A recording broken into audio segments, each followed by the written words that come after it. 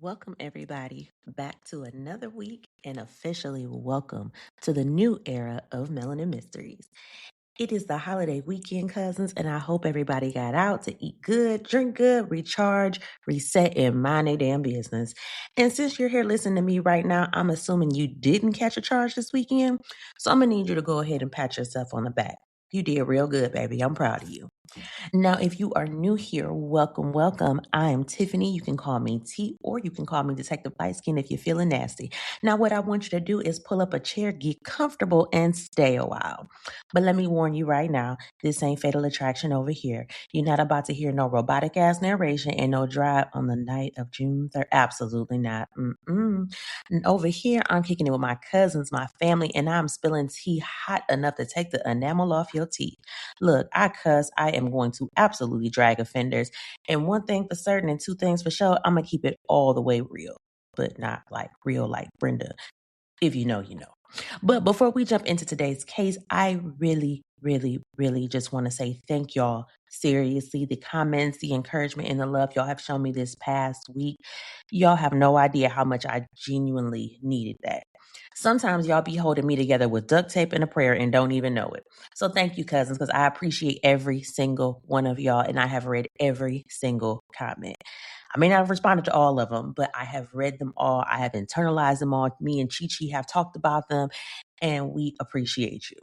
Now, before I get all mushy and start ugly crying like somebody auntie after 2 wine coolers and a Patti LaBelle song, let's go ahead and knock these announcements out because, baby, when I tell y'all this case right here, it is a straight up catastrophe. And first things first, make sure y'all hit the website, melaninmysteries.com. Over there, you can send me case suggestions. You can sign up for that email list that I sporadically send out whenever my brain remembers it exists. And you can submit your completely anonymous cousin confessions because the tea y'all send in, it is just pure cinema. And I love it, and the cousins do too. And speaking of cousin confessions, my subscribers, we are going live next weekend, May 30th. Send me proof of your subscription because Apple and Spotify be acting real funny style when it comes to giving creators information, and I will send you the link personally. Also, I need you to make sure you are leaving a 5-star rating wherever you listen because it helps new cousins find the family. Don't be stingy now. I'm still going to love you the same. I don't play favorites over here. And look, if you got a grievance, now we can talk about this before, but you know how to find me because unlike some folks, I can take constructive criticism without folding like a lawn chair. Now that we have gotten all that about the way, oh, wait, I forgot one more. The Love, Lies, and Alibis panel is coming. I swear on everything, I'm reaching out to everybody this week, but I still need a married man for this panel. If y'all know somebody, please send him my way. That's the last piece of the puzzle that I am looking for. Okay, now we get all that out the way. Let's go ahead and get into this case because when I tell you, this story will have you screaming at your phone, pacing your floor, and asking why the fuck they let this sick dog water, raccoon face excuse of a man breathe up taxpayer air for as long as they did. I mean, the man was just a complete waste of oxygen. A sorry, low down, rat tail built demon with shoestring morals and the emotional depth of a wet drywall. And trust me, we gonna drag him thoroughly. We gonna slow roast him crockpot style. And what's crazy is I actually had another case fully researched, ready to go, and I was done. And I was on time. I was ahead of schedule for real. And then I stumbled across this mess, and baby, the other case got shoved to the side like unpaid bills. Was I immediately said the cousins have got to hear this. So today, I'm introducing y'all to Raymond Eugene Johnson and Brooke Whitaker. And before we get started, I do want to give a serious trigger warning because this case involves graphic harm against a child, abuse, violence. Well, y'all know that. And honestly, some details that really are difficult to hear. So I need y'all to buckle up, brace yourselves, and please don't throw your phone while you're driving because some of the decisions made in this case will have your blood pressure tap dancing on your neck. So, cousins, let me tell y'all what had happened.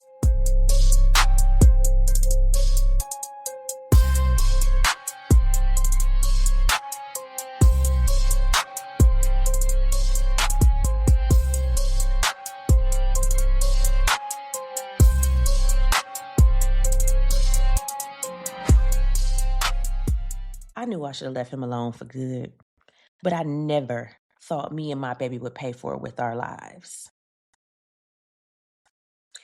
So the Tulsa Fire Department was dispatched to a house on East Newton Avenue in Tulsa, Oklahoma after reports of a fire. But by the time the firefighters got there, the fire had damn near burned itself out. The house, they said, was pitch black. There was still smoke hanging thick in the air. Ash was floating around like dirty snow. Now, firefighters, they said they had to use flashlights just to move through the home because visibility was so bad they could barely see what was in front of them. And y'all, this is where the case immediately takes a dark ass turn. Because once the firefighters start ventilating the house and some of the smoke is finally cleared, they begin searching room by room looking for any victims. And that's when firefighter Angel Hernandez spotted what he thought was a baby doll lying behind a couch in the living room. But when he gets closer, he realizes it was not a doll, it was a baby. Now, I do want to give another warning because this next part is extremely graphic and honestly one of the most disturbing things that we have talked about on this podcast. So, if descriptions involving children are too much for you, I need you to skip ahead about 15 to 20 seconds. So, if descriptions involving children are too much for you, go ahead, skip ahead about 15 to 20 seconds. Now, according to Angel Hernandez, there were obvious signs the baby had already died.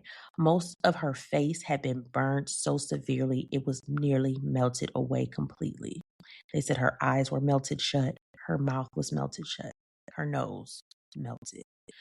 And the poor baby was only wearing a diaper, and they said even that had been partially melted from the heat of the fire. It's just unimaginable and evil.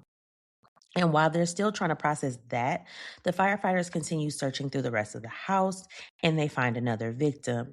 In one of the bedrooms, underneath a bunk bed, was the body of an adult woman. She had also suffered extensive burns. She didn't have a pulse and she was not breathing. And can y'all imagine being the firefighters in this moment? Like y'all walk into what you think is a routine house fire, and now you're pulling out a dead baby and a severely burned woman from inside this smoke-filled nightmare house. Now, firefighters, they rushed the woman outside to the front yard and they immediately start doing CPR on her right there. And somehow they actually did get a pulse back and they loaded her up into the ambulance and rushed her to University Hospital where investigators stayed behind trying to piece together exactly what had happened in this house. But unfortunately, despite doctors' efforts, this woman later succumbed to her injuries and she passed away. And cousins, I'm going to tell y'all, if y'all ain't paid attention by now, y'all know this was not an accident. Now, I do want to properly introduce y'all to our victims because this whole situation is just sad from start to finish. Brooke Lauren, aka Brookie Whitaker, she was born April 13th, 1983, in Tulsa, Oklahoma, to her parents, Andra Short and Kenneth Eugene Whitaker. And y'all, I gotta pause immediately because why did Brooke's daddy and our offender both have the middle name Eugene? Like, imagine introducing your boyfriend to your family and everybody realizing him and your daddy got matching middle names. And at one point, I'm sure that was some cute little running joke in the family, like, oh, look at Brooke dating somebody like her daddy. Whole time, life was in the corner loading like a damn horror movie. Now, Brooke was the only girl. She had one brother named Cole. And she grew up between Tulsa and Sand Springs, Oklahoma. And I gotta be transparent with y'all because like I was genuinely shookest when I realized this. I swear on anything, I got like through 85% of the research in this case before I found out Brooke was not melanated. No, she was not one of us. Mm-mm. She's a sis from the white community. Yes, she is. The Vanilla Village, a Caucasity citizen. Yes. And before y'all drag me, let me explain what had happened, okay? So when I first found this case, like the only picture I had seen was of Raymond. So naturally, my brain just fills in the blanks. Plus, I usually start my research with court documents first, and then I work backwards through news articles, interviews, obituaries, all that stuff. And they didn't really have a lot of pictures attached to those, the articles I found originally. So when I finally went digging for her obituary and saw her picture, I was like, oh, when I tell you my flowers were absolutely undeniably catastrophically gassed, I literally had to stop at my stare at my screen like, well, damn, girl, you'd have made this woman black in your imagination for 3 business days. Anyway, let me stay on track because y'all know my ADHD be fighting for its life. So at the time, Brooke was only 24 years old when this happened. So that alone by itself, it's heartbreaking because she was still so young. Like she's trying to figure out life and raising her babies. Gosh, she's still in survival mode at 24, most of us. And look, she was mama to 4 kids. Her oldest daughter, Logan, was born when Brooke was a teen. She was a teen mom. It looks like she had Logan when she was about 17. Then later came Alyssa, Riley, and then finally baby Kaya. Now, according to Brooke's obituary, she worked for her grandmother at a flower shop her granny owned. But baby, after I did some additional digging, it appears that our good vanilla sis may have also had a little nighttime occupation because from what I found, Brooke was allegedly a midnight ballerina. And listen, before anybody get judgmental in his comments, I ain't mad at all because matter of fact, if I had the body I had now back when I was in my 20s and the confidence to match, y'all probably would have called Detective Lightskin somewhere upside down the pole collecting rent money and applause, okay? Inflation is high, gas prices is disrespectful, and sometimes you got to make it shake, literally. But anyways, stay focused, Tiffany. Now, Kaya was Brooke's youngest daughter, and this part hurts my heart every single time I think about it because baby girl was only 7 months old. She had just been born November 21st, 2006. Just a tiny little mixed baby with her whole life ahead of her. Didn't even get a chance at being here. And yes, Brooke was down with the swirl because, like I said, baby Kai was a little mixed little cutie pie. Now, here is where the story starts getting real murky and weird. Because according to court documents, Raymond Johnson was identified as Kaya's father. And Raymond himself claimed that Kaya was his daughter.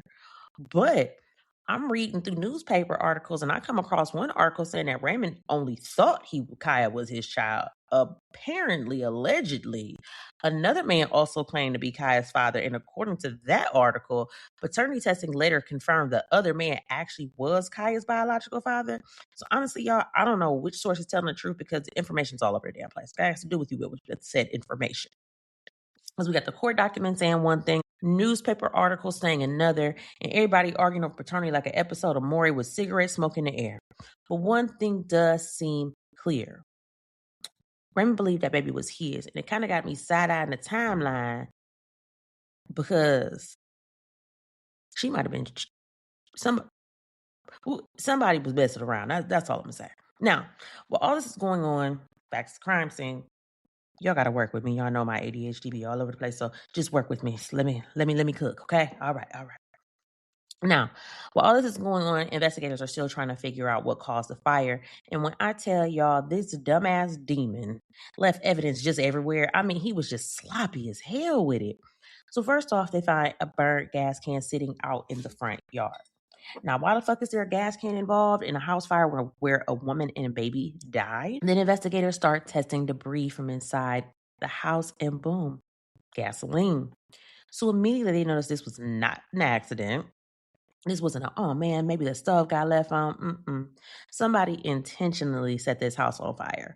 And honestly, the more they searched that house, the more it started looking less like a fire scene and more like pure evil exploded inside of it. There were blood smears, blood-soaked items. There was just blood in multiple places in the house. Like this man really walked through this house raising hell before setting it on fire. And then investigators found Brooke's cell phone laying on the living room floor. Now, this is the part that sent me because somehow, through all the smoke, the flames, and chaos, the phone was still working enough for them to go through it. And when they checked it, Brooke had made 2 calls to the same phone number right before the fire was reported, back to back. Now, at this point, investigators are trying to figure out who the number belongs to while the medical examiner is over there uncovering details that honestly made me want to fight the freaking wall. Because, cousins, Brooke did not die from that fire. Brooke died from blunt force trauma to the head. She had been beaten multiple times. And I'm not saying she was hit. They said the injuries were so bad that her brains were literally leaking out. Like, I'm sorry, but what kind of sick, rabid, dog food eating mutant do you have to be to do something like that to somebody? And somehow it gets worse. They believe that she lived for hours afterward. Like they said, it could have been up to 6 hours. So imagine this woman being badly beaten. She's trapped inside this house. There's smoke everywhere. The fire is spreading, and she's possibly suffering at the same time. The entire time. That's horrifying. And baby Kaya, oh Lord, baby girl died from thermal injuries and the effects of heat and flames, meaning that precious 7-month-old baby burned to death. Now, see, this is why I be trying to stay out of jail, because ain't no way you can hear details like this and not immediately want to whoop somebody's ass on behalf of the victims. Because every detail in this case just makes you angrier, because this wasn't an accident and it wasn't a moment of rage either. It was calculated, it was cruel, and it was just evil as hell. Now, remember those 2 calls that Brooke made right before the fire? Well, investigators, they went ahead and traced that number back to a woman named Jennifer Walton. And I need y'all to brace yourselves, because I'm about to introduce you to a woman so painfully dumb. She could probably lose a game of solitaire. Like, the lights is on, but baby, ain't nobody been home since 2004. That elevator don't go to the top floor, baby. It don't even leave the damn lobby. So police bring Jennifer in the same day. Like, they are wasting no time. We got a dead white woman. They is not playing. Because, they need to figure out what the hell happened. And when I tell you Miss Jennifer got to snitching immediately, baby, she started singing so fast you would have thought the Texas offered her a recording contract. No hesitation, ain't no lawyer in sight, and no, I don't know nothing. Actually, officer. Now, according to this ditzy heifer, she was the side chick, okay? And honestly, again, fuzzy timeline, and it's a little raggedy, because I'm not sure if this was one of them like Peter Gunn situations where Jennifer started off as the main girlfriend but then got demoted later. I'm not sure, but any which way it go, everybody involved was operating off stupidity and bad decisions. So apparently Jennifer had at least one child by Raymond, which makes this even more embarrassing, because ma'am, why are you sharing community penis with a man who don't even own reliable transportation? But we'll get into that in a minute. Now, according to Jennifer, Raymond had been living with Brooke, but Jennifer herself, she was pregnant at the time. So what does Miss CTE Awareness Month do? She arranges for this dusty, unemployed, emotional support dependent hobosexual to move in with one of her friends. Yes. Do this sound right to you? Oh, okay. Named Laura Hendricks. Now, why are you helping relocate this man like he's a displaced couch cushion? So anyway, Raymond officially moves in with Laura on June 22nd, like the day before all this stuff goes down. And that same day, this raccoon-faced menace calls Jennifer asking for a ride, because apparently not only does he not have a stable place to live, this bum ain't got no car either. And I just need to know, sir, at what point do you become self-aware? Just throwing it out there. So Jennifer, she picks him up from Laura's house around 10:30 p.m. And immediately this busted can of biscuits asks her to drive past Brooke's job to, quote, make sure she at work. Now, right there, that should have been the moment when every alarm in Jennifer's head started going off. Why is you the side chick and you are actively participating? No. But unfortunately, all the alarms were apparently disconnected due to unpaid bills in Jennifer's head. Because this fool, he then asked Jennifer to also drive him past Brooke's house to, quote, make sure nobody's at home. Do y'all know this goofy ass woman does it? Ma'am, you are actively participating in foolishness. Jennifer drops Raymond off on a side journey near Brooke's house because he supposedly needed to, quote, go get his clothes that I'm sure one of these two women had bought him, I'm about sure. And Jennifer, she leaves and she go back to her mama's house. Now, supposedly Raymond was going to call another friend to pick him up afterwards. Okay, cool, fine, whatever. But around 1 a.m. on June 23rd, Raymond calls Jennifer again. This man tells her that, hey, I'm sitting at Denny's eating while I'm waiting on Brooke to get home. Why are you telling me what you do? Wait, no, I don't want to know what you and your main chick got going. I'm already a side chick. Like, I don't have enough problems. Now, again, why are you loitering outside this woman's life like a raccoon digging through trash at midnight? And then around 5 a.m., he calls again, saying another friend will be bringing him over to Jennifer's mama's house shortly. And at this point, I would have cussed his ass clean out into another zip code, because why are you calling me all freaking night? My nerves bad. Like, damn, do you not own a hobby, a pillow, a melatonin? Nigga, go to sleep. But then around 10 a.m., this parasite calls Jennifer 2 more times. Did the lady even get some sleep? She pregnant. Like, can you let her sleep? And this is where the story stops being messy and starts becoming absolutely horrifying. Because Raymond tells Jennifer that Brooke had been shot by his friend and was dead. Now, any normal person with functioning brain cells would immediately realize, hey, maybe I should call the police. But no, not Miss Smoothbrain. Because Raymond then tells her his friend is thinking about burning the house down and asks Jennifer to come pick him up near a school close to Brooke's house. And this human loading screen actually goes. She sits there waiting near this school like an Uber driver for demons while this man is out here actively destroying lives. And then Raymond calls again, asking her to pick him up from the street behind Brooke's house instead. So Jennifer drives over there. And when Raymond comes walking up, this walking colostomy bag is carrying 2 garbage bags that he tosses into the trunk before climbing into the passenger seat. Now, Jennifer said he smelled strongly like gasoline, and there was blood on his clothes. So we got blood, gasoline, garbage bags. And at that point, the universe itself is screaming, "Girl, hello." And somehow this woman just still keeps driving. And then as they're pulling away, Jennifer says she looks over and can literally see flames pouring out the front windows of Brooke's house. Meaning, this evil bastard and this ditzy bitch were just calmly riding away from a fire that he set while watching that house burn behind them like this was the final scene in a low-budget horror movie. I have no words for this, to be honest with y'all.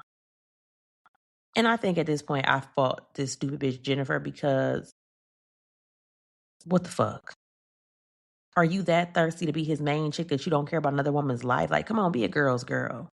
Even I'm not even that at minimum. And this is why I be telling y'all about these male-centered women. They are dangerous, dangerous people. Because you know good and well, ain't no friend. Not even being a girl, just be a decent human being. You okay with you that desperate to have that? The man ain't even got no job. He's a homosexual. He living with your friend and you carting him around. And that's the heat of pride? That's the pride? Okay. Anyway. So after all this chaos and confusion and delusion and just negacity, Jennifer drives Raymond back to Laura's house. And this is where the story completely leaves reality and enters the land of ain't no goddamn way. Because when they get back to Laura's house, Raymond grabs those 2 garbage bags that get put in the trunk, takes them out, and carries them inside the house. And his concussion with acrylic nails follows him into the house and watches him dump the bags out into the living room floor. Now tell me why this demon starts pulling out money covered in blood. Blood. It's not ketchup. It is not hot sauce. It is not barbecue from a cookout plate. This is human blood. And Jennifer is still standing there like a decorative plant. And at this point, I'm convinced this woman's brain was buffering like dial-up internet because how are no alarms going off? And now that I think about it, this man probably jacked Brooke for her money that she had got that night. But y'all, I'm not done because it gets worse. Why did sewer possum take that bloody money, walk to a sink, and start washing it off? Sir, you are literally laundering money in real time. This man is moving around the house, smelling like gas, carrying trash bags full of evidence, washing bloody cash, and Jennifer, she's still acting like she accidentally wandered into an escape room instead of a murder investigation. And then this rotten Lunchable of a man goes and takes a shower. And you would think like, oh, he's in the shower. Maybe she no. No, she doesn't. No. Instead of, reporting it or something, because he can't hear nothing in the shower. Jennifer says while he's showering, she just, I'm asking him questions trying to figure out what had happened. And she said, Raymond told her, like, my friend, he hit Brooke with a hammer. Now hold the fuck on, what friend? And I need to know where this friend is. Is it Drop Dead Fred or because this mysterious imaginary friend apparently doing all the murdering while Raymond just conveniently is sitting there.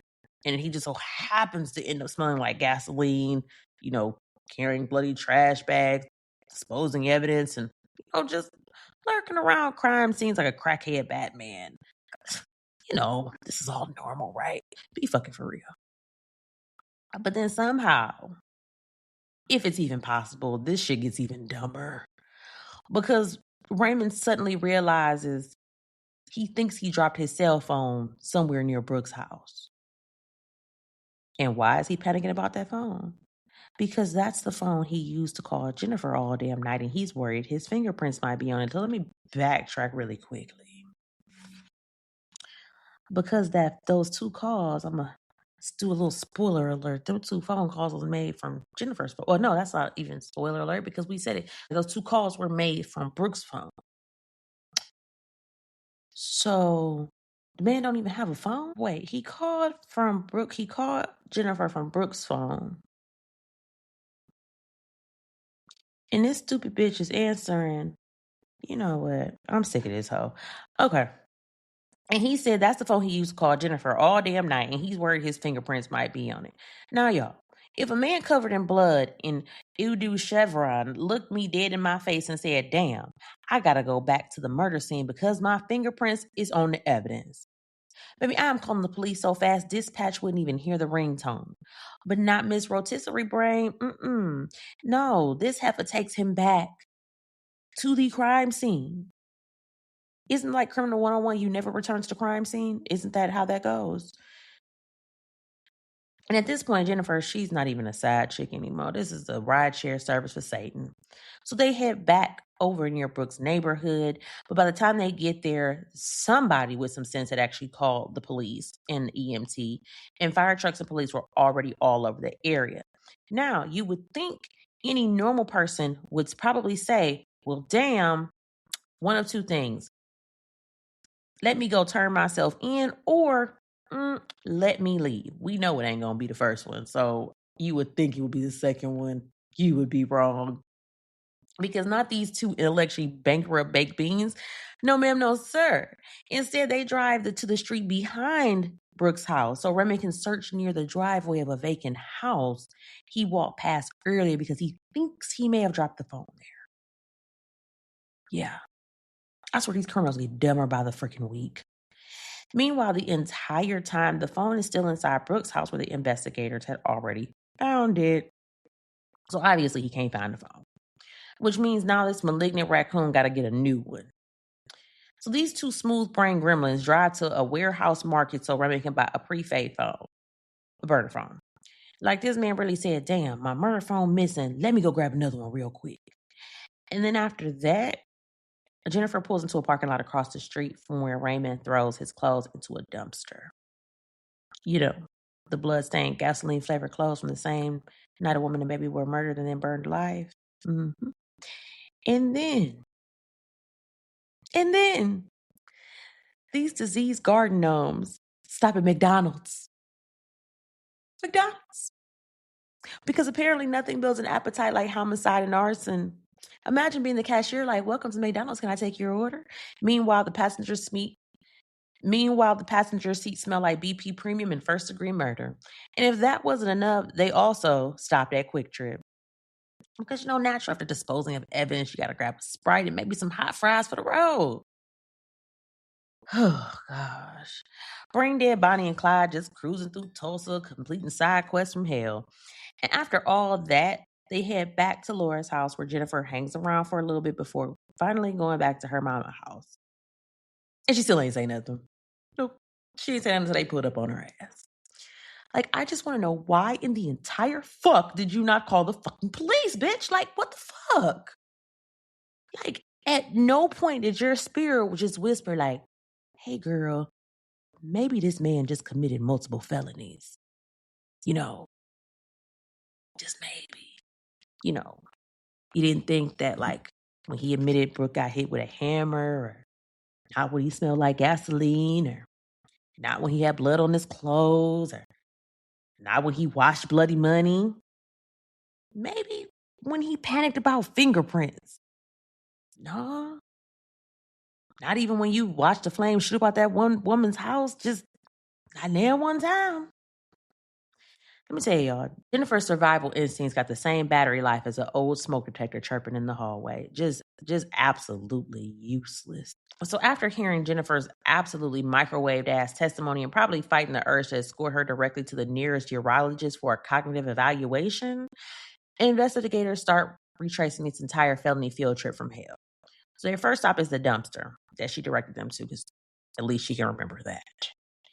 And because, remember, this Dollar Tree natural born killers duo tossed Raymond's clothes in there after their little post homicide snack run.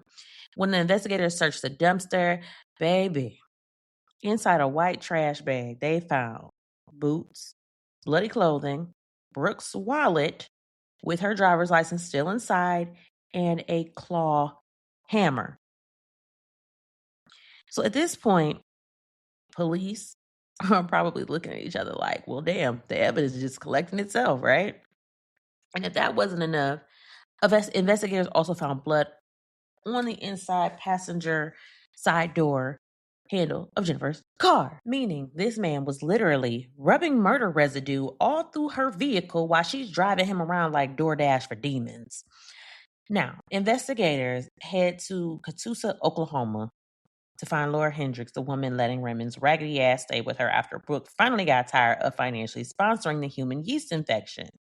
So they go ahead and they set up surveillance around Laura's house. And it didn't take long, but they eventually see Raymond leave the house and casually start walking down the street like he ain't responsible for absolute devastation less than 24 hours earlier.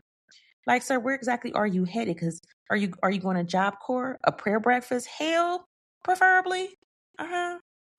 So around 6 p.m. on June 23rd, 2007, literally hours after Brooke and baby Kai were murdered, they go ahead and arrest that ass. Now, technically, he was arrested first on outstanding warrants and taken down to the Tulsa Police Department. And when I say them walls officially started closing in on this loose-eyed piece of rat shit, now let me pause for a second because we done got so deep into Raymond's crimes and the audacity that I haven't even properly introduced y'all to this gas station gargoyle. So Raymond Eugene Johnson was born March 26, 1974. And for real, we don't know nothing about his childhood. I hadn't found his parents. I saw mentions of a sister, but I never found her name. What we do know is this man had apparently been terrorizing society since juvenile. And the older he got, the worse he became, of course. Now, from what I heard, his granny had him in church on Sundays, but on Saturdays he was outside sending like a deleted character from Grand Theft Auto, okay? Now, from what I had heard, his granny had him in church every Sunday, but Saturday night he was outside sending like a deleted character from Grand Theft Auto. And Raymond had already had previous charges for unauthorized use of a vehicle, larceny, stolen property. But then in 1996, he pled guilty to first-degree manslaughter after killing a man named Clarence Oliver. Raymond shot that man 4 times. 4. Now, I'm not sure what the original charges were because y'all know how plea deals go. Somebody commits pure chaos, and next thing you know, the prosecution talking about, well, technically. But he ended up getting sentenced to 20 years, right? But here's the part that made me want to uppercut drywall. Because why does man get released in 2005? That wasn't even 10 years. He didn't even serve 10 years. And remember, the murders happened June of 2007, so the man had just got out. Meaning this demon had barely been free for 2 years before he was back outside ruining lives. Does anybody see the pattern, or is it just me? And at some point, society gotta stop acting surprised when a violent man continues to be violent. Now, remember earlier when I told y'all Brooke was allegedly a midnight ballerina? That is supposedly how Brooke and Raymond met. And despite meeting her at the club, this insecure raccoon in human skin apparently couldn't handle the fact that Brooke danced. But sir, you met her there. You didn't discover this information through Ancestry DNA? And instead of taking a page out of Usher's book and realizing just because she danced on the pole, that don't make her a hoe, no. Raymond reportedly used to go up to Brooke's job showing his entire ass. Starting arguments, acting jealous, causing scenes. It got so bad, this man was banned from the club.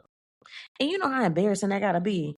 Imagine getting banned from the same place where your girlfriend pays the bills because you can't stop acting like an emotionally unstable possum. Loser.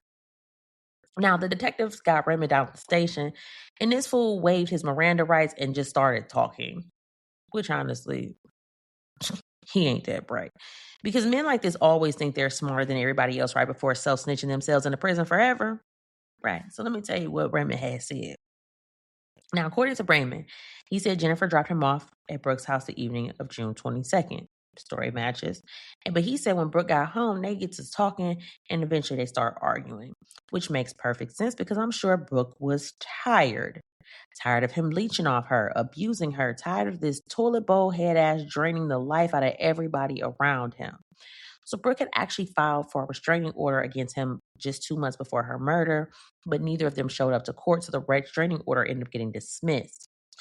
And cousins, if y'all ever been in a toxic relationship or seen one up close, y'all know the cycle. Because I swear, most of us have been there. The breakup to makeup. Except there wasn't no threats on my end, but in this one there were threats, there were apologies. That's normal. Tears. Yep, back together, same bullshit, different day. All of this tracks, not threats for me, but you know. Now, Brooke had actually put Raymond out about 2 weeks earlier, which is when he lied to Jennifer's horrible head ass saying that he wanted to move out. No, sir, you got evicted. And during this time frame, Raymond repeatedly threatened Brooke multiple times, saying he was going to kill her. The poor girl was so scared, she ended up temporarily moving in with her mom. And this unhinged sewer goblin started calling Brooke's mama's house, threatening to kill her there too. He wasn't this man was not heartbroken. He wasn't hurt. He was not struggling emotionally. This man was controlling. He was obsessive, violent, and he was escalating. So according to Raymond, once Brooke got home that night, the argument, it just got bad. And this is where this decaying possum starts trying to sprinkle in excuses. He claimed that Brooke pushed him and called him names and then grabbed a knife trying to stab him. And he says he responded by grabbing a hammer and hitting her in the head. But no, he didn't stop there. He said that after the first blow, Brooke fell down and begged him to call 911. Because, you just got hit in the head with a hammer. You need immediate assistance. But instead, this demon hit her 5 more times. But look, this poor woman is still alive after that, and she's conscious, and she's talking, and she told him that her head hurt, and it felt like her head was going to fall off.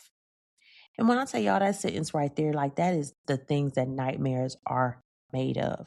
Can you imagine the fear and the pain, the confusion? And this poor woman is begging him to get her help, and she's promising him she won't call the police. But Raymond said, I refuse because I didn't want to go back to jail. Well, we're still here now.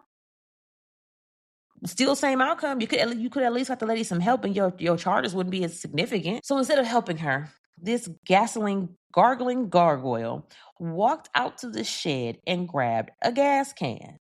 And then he came back inside and poured gasoline on Brooke. And while all this is happening, he said baby Kaya started crying. In this part right here, I want to punch this man in his face. I can't, but I want to punch him dead in his fucking face. He says he went over to baby Kaya's crib, picked her up, gave her a bottle and fed her, and put her back in her crib. This man took a brief intermission from committing murder to cosplay as Father of the Year for damn 30 seconds. And then after giving that baby her bottle and putting her back in her crib, he set Brooke on fire.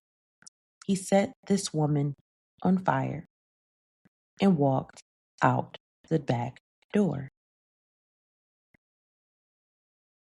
just to leave them burning alive. And when detectives asked him about baby Kaya, this diseased scarecrow had the audacity to say that he only intended to kill Brooke, not the baby, because he loved Kaya. Do we not know how fires work? I think we know about the age of 3 that if you set a fire, it's going to spread. What the fuck did you think was going to happen? Shut your kerosene scented ass the fuck up. I'm just so outdone. I'm so outdone. Because if you love that baby even a little bit, you would have taken her out of the house before turning into a damn crematorium. You do not get brownie points for giving a baby a bottle before leaving her trapped in a burning home. So at this point, detectives were basically like, yeah, we have heard the fuck enough. They wrapped this whole nightmare off. They hauled Raymond's kerosene marinated ass straight to county jail. And baby, he didn't even need to think about bail because who the fuck? Sir, you beat a woman with a hammer, set her on fire, left a baby trapped in a burning house, rode around town disposing evidence, bought a burner phone, stopped at McDonald's, confessed, and got caught within hours. And even if he wanted to kill Brooke, it's still a horrible way to go. But he could have taken that baby, and even if he would have sat her outside, she would at least had a chance to live, because apparently it didn't seem like long before the authorities were called. I'm just saying. Now, I would just like to know exactly where did Raymond think he was going to be headed? To Bora Bora? I'm not exactly sure. But Brooke and Kaya were both laid to rest on June 28th, 2007 at the Olivet Baptist Church in Sand Springs, Oklahoma. So while Raymond's sitting in jail waiting for trial, him and his public defender decided to try a little legal Uno reverse card. So they filed a motion to suppress evidence and statements. And let me break this down what that means, because legal language love trying to sound like a Harry Potter spell. So basically, when somebody files a motion to suppress, they're trying to get evidence thrown out at trial by arguing police obtained it illegally. Meaning, Raymond was basically saying, Judge, please ignore all the self-snitching I did because the police weren't playing fair. Now, one of his arguments was that his arrest was pretextual. And all that means is he believed police used one reason to arrest him while secretly waiting to investigate something else. Like, yeah, they arrested me on warrants, but they really was trying to get me for murder. Duh. You smell like gas and first-degree homicide. But Raymond also argued that the police arrested him outside their jurisdiction. Now, mind you, this sewer gargoyle had 4 active warrants at the time. 2 of them they said were from Tulsa Municipal Court, because apparently this man couldn't even successfully handle traffic violations without them turning into warrants. Imagine being wanted for murder and unpaid traffic nonsense at the exact same time. Like, your life is just one continuous episode of well damn. But wait, because this fool also decided that he wanted to claim that the police abused him during the arrest and interrogation. Now, I ain't saying that don't happen. I personally know somebody that it happened to, and he was innocent. But in this case, even if it did happen, he deserved it. I wouldn't even be mad. This is one of them situations where I don't condone police brutality, especially against a black man. But in this type of situation, I would have just turned my head and kept looking the other way. Mind my business that paid me. So according to Raymond, when officers put him in the front passenger to the police car, one of them allegedly said, quote, well, let me get this out the way. I don't want the fine citizens of Tulsa to see the police kicking your ass. So now Raymond claimed that while they were driving, officers asked him if he knew why he was under arrest, and he said he told them no. Then according to him, the officer driving hit him in the side of the face and asked, do we need to refresh your memory? And Raymond claimed the officer in the back seat then asked for a telephone book, and instead used leg irons to choke him from behind while the officer driving punched him in the face during the ride. Now, when I first read this part, I said, now wait a damn minute, because the image of somebody requesting a telephone book in 2007 alone already sound like an episode of Law and Order Looney Tunes. But according to Raymond, officers then showed him pictures of baby Kaya and asked if that refreshed his memory. He said he started crying, and officers allegedly told him they would, work with him if he told them what had happened.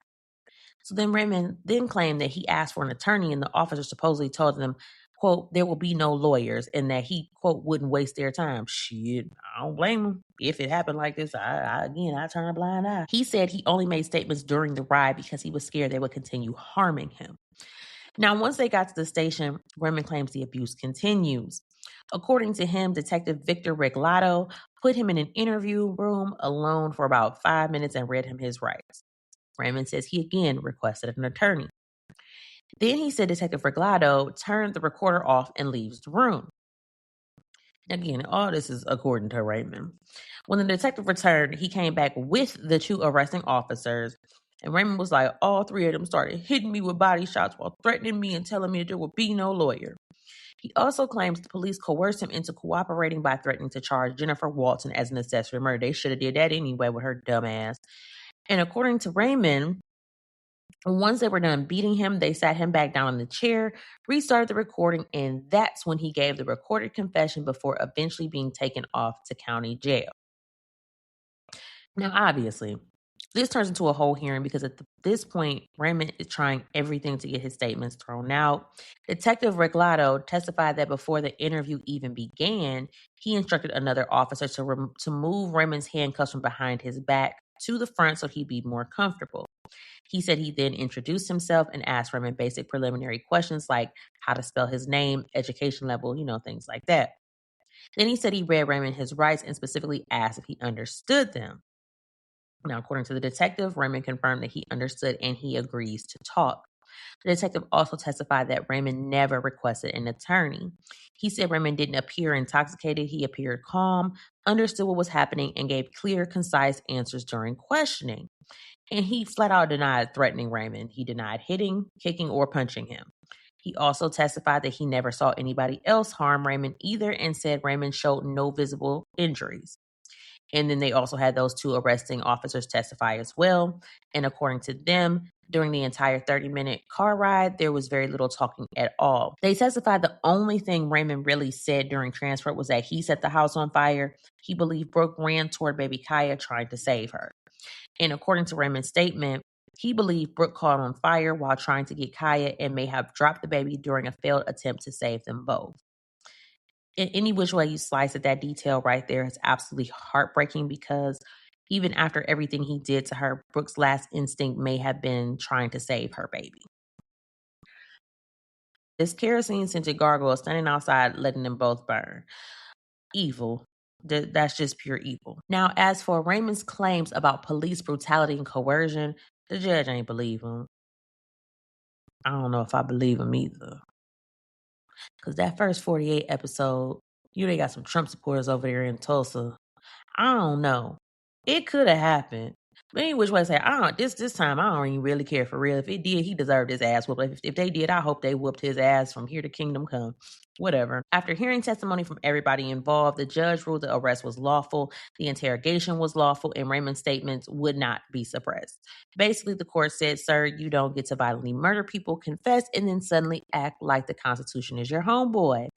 So all them statements, all that self-snitching, the jury was going to hear every damn word of it. So trial officially kicked off on June 22nd, 2009, one day before the 2-year anniversary of Brooke and baby Kaya's murders.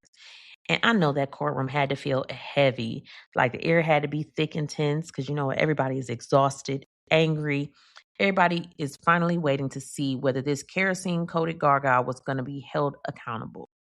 Now, Raymond Eugene Johnson was facing 2 counts of first-degree murder and 1 count of first-degree arson.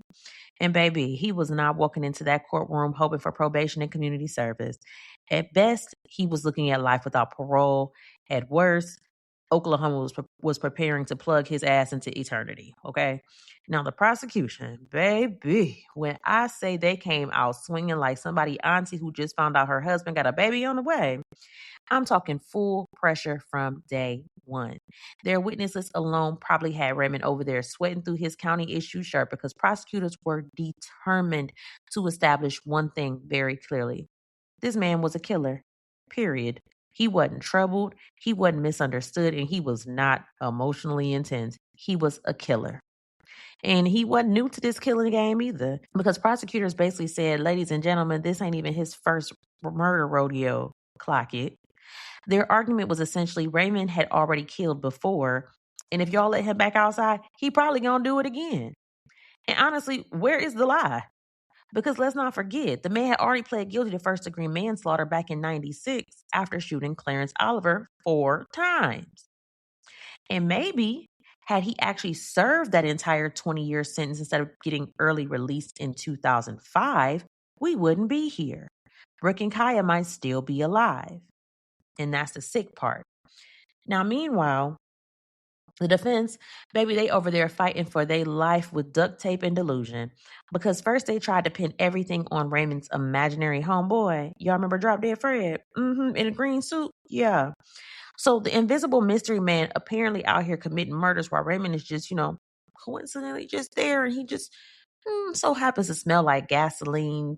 He's just hasn't helped dispose of evidence, washing bloody money, buying burner phones, and riding around Tulsa looking like a rejected extra from cops. I need y'all to be serious. And then that weak-ass story started collapsing like wet paper towels. The defense switched gears and tried to claim self-defense. Self-defense where? What part of this exactly sounds like self-defense? Because according to Raymond, Brooke supposedly pulled a knife on him during their argument. Okay, I'll give you that. But even if that happened, explain to me how self-defense somehow turns into beating her repeatedly in the head with a hammer while she begged for help, pouring gasoline on her body, setting her on fire. and leaving her baby trapped inside of a burning house. Please walk me through the logic slowly because I seem to have misplaced my stupidity today. This is not self-defense. That is rage, control, cowardice, and evil. Anywho, the prosecution, they called Jennifer Walton to testify. Yes, Miss Rotisserie Brain herself. And when I tell y'all, this woman got up on that stand and replayed the entire clown car catastrophe all over again. The rides, the garbage bags, the bloody money, the gasoline smell, the burner phones, murder, McDonald's run, all that shit. And I know the jury had to be sitting there looking absolutely stunned because this story sounds fake even though it's real. Now, Jennifer also testified that she was terrified of Raymond and she was just scared for her life, which is why she claimed she didn't go to the police immediately. And honestly, I absolutely believe that he intimidated and he terrified her. But ma'am, you still participated in the Dumb and Dumber felony tour of Tulsa. I give you no passes. And then she also testified that she really didn't believe Raymond when he told her what happened. She claimed that he lied so much, she basically stopped asking questions altogether, and she just didn't think that there really was a friend involved. Girl, what? So you mean to tell me you got a man in your car smelling like gasoline and homicide with blood on his clothes, the man throwing away evidence, talking about fingerprints, and somehow your brain just said, seems normal. Child, Jennifer's critical thinking skills was fighting for their damn life. Now, prosecutors also brought in one of Brooke's neighbors, and this neighbor testified that on June 18th, 2007, literally days before the murders, Raymond threatened to kill Brooke. The neighbor said Brooke was terrified of him. And Raymond was furious because Brooke had finally gotten sick of financially supporting this emotionally unstable possum and put him out. Then the prosecution introduced Brooke's emergency protective order from April 2007. And that paperwork alone is enough to make your stomach sink because Brooke alleged that Raymond had threatened to kill her more than 10 times. And she also said that he had physically assaulted her at least 5 or 6 times. Now, the judge did initially grant Brooke an emergency protective order, but like so many toxic relationships, the situation spiraled when neither Brooke nor Raymond showed up for the follow-up hearing in May 2007. So that order got dismissed. And that part hurts because it's so real. Like I said, the cycle of breaking up, the getting back together, there's the fear, the hope, the manipulation, the love bombing, the violence, the apologies, and it all goes on repeat. And that cycle really does get people killed. And unfortunately, Brooke never got the chance to fully escape him. Now, Raymond himself, he did not testify. And honestly, probably smart because every time this man opened his mouth, another layer of bullshit started peeling off like old apartment paint. But this clown ass defense attorney did try to paint Raymond as this loving, quote, common law husband. Sir, this man set her on fire. Where is the disconnect coming from? And the defense also kept trying to push the narrative that baby Kaya was Raymond's daughter, which felt less like genuine grief and like more like jury please see him as a human before y'all fry his ass.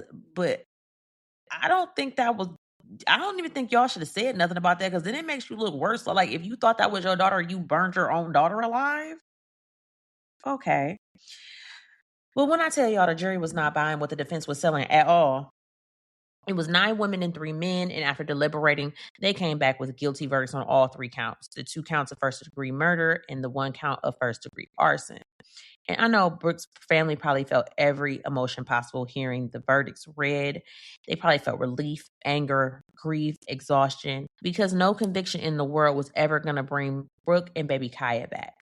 But at least this sewer goblin was finally being held accountable for the nightmare that he created. So on June 25th, 2009, the jury found Raymond Eugene Johnson guilty on 2 counts of first-degree murder and 1 count of first-degree arson. And at this point, everybody already knew where this was headed because now it was time for the penalty phase. Meaning that same jury had to decide whether Raymond was going to spend the rest of his life rotting in prison or if Oklahoma was going to plug his ass into the wall permanently. Now, let's be honest here. Raymond was already a 2-time convicted murderer. And this time, he murdered a white woman and a baby in Oklahoma. Oh, baby, that man was cooked before the deliberations even started. And when it came time for sentencing, this Lucide Possum didn't even have a statement. He ain't had nothing. He ain't had no tears or no dramatic speech. He didn't even have a I'm sorry, just nothing. But at this point, it was probably best because every time this man talked, I felt my blood pressure start beatboxing. So instead, his attorney, Chief Public Defender Pete Silva, got up and asked the judge to show Raymond mercy. Now, hold on. Chief Public Defender? See, now I want to know what kind of side missions and courtroom battles you got to complete to unlock Chief level Public Defender. Is it like Pokemon Evolution? Anyway. Pete Silva is asking for mercy, and meanwhile, the jury basically said, mercy, baby, put his ass up under the prison and let's move around. We got shit to do. Now, on July 27th, 2009, Raymond Eugene Johnson was officially sentenced to death for the murders of Brooke and baby Kaya. And then they added a life sentence for that arson charge too, which is hilarious to me because it's basically justice system saying, like, after we fry your ass, spin the block and come back for this life sentence too. And when I tell y'all the judge wasted zero time, she was like, look, set this execution date for October 2nd, 2009. October of 2009. She wanted that man up out of here today. Like, she was trying to clear her desk before lunch. But y'all know, like, it unfortunately don't work that fast because, appeals, automatic appeals with a death sentence. And when I tell y'all, Raymond squeezed every ounce out of the appeals process, like somebody trying to get the last little bit of toothpaste out the tube. Oh, baby, he tried it. Denied. Every court basically looked at his arguments like, boy, if you don't get the fuck out of our faces. Now, originally, Raymond was scheduled to die by lethal injection on May 2nd, 2025. But, the execution got postponed due because of staffing shortages at the Oklahoma State Penitentiary. And cousins, when I read that, I hollered because imagine surviving death row temporarily because somebody done called off work. So they rescheduled the execution for May 14th, 2026. Yes, as in literally like a week and some change ago. And baby, when that execution date got close, this man transformed into Tyler Perry's Medea Diary of a repentant murderer. He started begging for clemency, telling his story to anybody with ears. Suddenly, he was reflective. He found Jesus. Suddenly, he was a changed man. Listen to this, Nagacity. Raymond had a clemency board hearing in April of 2026, last month.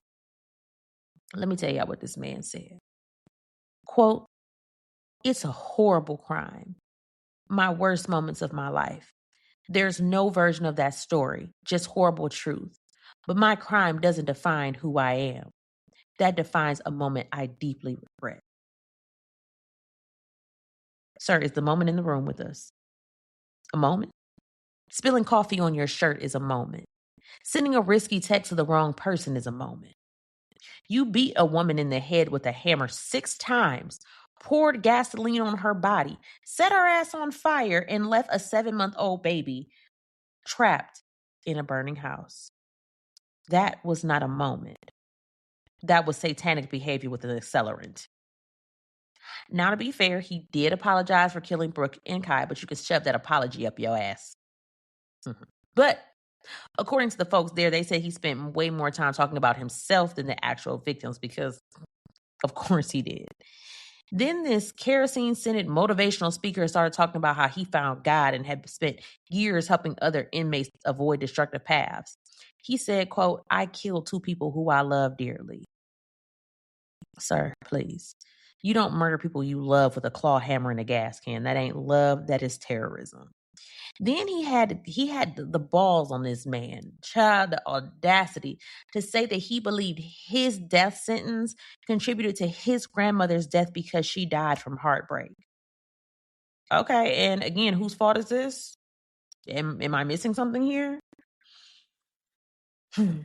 Now see how somehow even during a hearing about Brooke and Kaya, this man still found a way to center himself. Then he asked for forgiveness and begged the board to, quote, "let him save more lives, stop more violence, and lead more men down the path of redemption as well." Baby, the invisible violins was going crazy all through this. Then this fool started talking about himself in third person. He describes himself as, quote, "a father." He said, He is a father, a man of God who strives to do his best, to be his best. When he falls, he gets back up. Sir, you did not fall. You committed double homicide and arson. Then he says, quote, he never stays down. Child, if I could roll my eyes any harder, they'd probably fall up out my head. And according to Raymond, not only were his children learning from his life lessons, but other men in prison and outside the prison were too. And he called that his legacy. You don't be fucking serious. Baby, your legacy is gasoline and trauma. Like, get the fuck out of my face. Now, if you thought the delusion train stopped there, oh, absolutely not, because why would it? Raymond also told the clemency board that he had supposedly tried to spare the family a trial back in 2007 by offering to take a plea deal in exchange for life without parole, but the prosecution denied it. You're so generous, sir. We just appreciate you. Fuck you. I'm glad they denied it. I am. Because after what Brooke and Kaya suffered, Oklahoma clearly wanted every ounce of accountability wrung up out his ass, and I'm with him. Now, Raven apologized again and said that he understood how close Brooke's family was because he had once been, quote, entrusted in their circle. And that line just made my skin itch, because imagine opening your home and family to somebody just for them to destroy it from the inside out like a termite with anger issues. Now, his legal team also argued that Raymond had bipolar disorder and described him as a very, quote, intense person. Intense? Like a jalapeno margarita is intense. Spin class is intense. Me on this ab machine I bought from TikTok shop and I'm fighting for my life for is intense. Setting a woman on fire is evil. Very big distinction. Now, Tom Hurt from the defense team talked about Raymond's tremendous growth over the last 20 years after getting involved with a church in Indiana. And then church members appeared by video saying Raymond was a different man now. And if Oklahoma executed him, they would basically be killing a different person. Fuck that nigga. Meanwhile, Oklahoma Attorney General Ginter Drummond basically said the same thing I said. Boy, fuck all that shit. That wasn't what he said, but that was how I translated it. And he said, quote, Johnson has never taken full accountability for these unconscionable acts, which not only devastated a family, but left 3 young children without their mother and baby sister. Clock it. Then Assistant Attorney Jennifer Crabb stood up there and reminded everybody that this man had been committing crimes and going to church since he was a kid. Okay. Yeah. Because ain't that the tea about a lot of folks? Just saying. But then she drops another bombshell while he's talking about he's trying to help people avoid bad decisions and, lead them down the right path. Now, how about this? Apparently, Raymond, they said, had information connected to 2 unsolved murders in Cleveland County from over 30 years ago. But he refuses to cooperate due to gang loyalty and fear the killers might get the death penalty. You're sitting on death row, worried about somebody else getting death row. But you trying to help people? Oh, okay. Your conscience didn't kick in. Jesus ain't tell you to do what was right. Confess your sins. Oh, okay. Anyway. Now, when Brooke's family spoke, I know that room probably got heavy real fast. Brooke's aunt, Angie Short, said Brooke and Kaya's bodies were so badly burned that the family couldn't even view them. And then she said, quote, I cannot stop thinking about the fear and pain Brooke and Kaya experienced before they died. We are so grateful Brooke's other children were not in that house that night. There is no doubt in my mind that he would have murdered them all and we would have had a funeral for 5. Whew, that's a lot. And then Logan, Brooke's oldest daughter, she submitted a letter, and I swear it broke my freaking heart. She wrote, quote, I was 7 when my mom was murdered. My mom didn't just miss moments, she missed my entire life. She said she talked about the moments that Brooke never got to see, like middle school and high school, first day, prom, her heartbreak, her first love, her graduation, the birth of her son. And then she said she didn't get to hold him and she will not get to hold my second son either. And then she talked about baby Kaya. And she said, quote, as for Kaya, she never got to say her first word or take her first steps. She never got to go to kindergarten or lose her first tooth. The chance to grow up was stolen for her. I would have been in there bawling, just bawling. And then Brooke's second daughter, Alyssa, she actually appeared, but she chose not to speak publicly. Instead, she submitted a letter that said, quote, I never deserved this, My sisters never deserved this, and my mom never deserved this. I'm 24, but here today, I'm that 5-year-old little girl begging you not to grant clemency to Raymond. Don't let him have this too. When I tell you that gave me chills. And then Brooke's grandmother revealed that Brooke's mother had died in 2025 from a heart attack after 17 years of stress, anxiety, appeals, hearings, and constantly reopening the wound of losing her daughter and her granddaughter. And because they pushed that execution date back, she was not around to see this man be executed and her justice for her daughter and her granddaughter. That family got re-traumatized over and over and over again because this man kept dragging out the process. So on April 8th, 2026, Raymond Eugene Johnson was officially denied clemency in a 5-0 vote. And you know what shocked me? He didn't even file any last minute stays, no emergency motions, no final courtroom circus. So on May 14th, 2026, the state of Oklahoma carried out this execution by lethal injection. Now, before the execution, Raymond's last meal was 12 boneless wings, a pint of gizzards, fried pickles, 4 packets of hot sauce, and 4 ranches, which honestly sounds like a stomach ache with a beverage. His final words were, quote, "One day I hope you can forgive me." And at 10:12 a.m., Raymond Eugene Johnson was pronounced dead, finally. Hell has gained another demon. Ugh. Now, Brooke and Kaya's family said that they were relieved that it was finally over. They said his name would no longer be attached to Brooke and Kaya and they could finally start healing. And then, y'all, this next part sent me into low Earth orbit. Why did Raymond's family start a GoFundMe asking for money to get to Oklahoma for his memorial? Baby, y'all done known since 2009 they was gonna fry this man. Y'all had 17 years to get y'all shit together. 17 years to put aside $20 every now and again. But let me tell y'all the worst part, because that ain't even it. Why people done donated? Like when I look, they $100 here, $200. What are we donating for? They raised over $3,000 in days. Ew, barf, thumbs down. Like if y'all want to donate, I have a very good cause you can donate to. I can think of 1,000 good causes you can donate to, and getting a family to see a family member who killed 2 people and was executed for to see his memorial that they had 17 years of plan for, and this is what y'all choose to donate to. We have got a serious fucking problem around here. But anyway, that is the case of Raymond Eugene Johnson and Brooke Whitaker. And I pray that Brooke and Kaya are finally resting peacefully. And as for Raymond, I hope he is currently somewhere sweating through his prison-issued afterlife uniform, because you know I don't play about child killers. And I'm generally not a supporter of the death penalty, but my exception is when it comes to harming children, fuck them 10 times. I feel like it should be the death penalty. I've said this before. It should be reserved for people who harm children, rapists, and serial killers.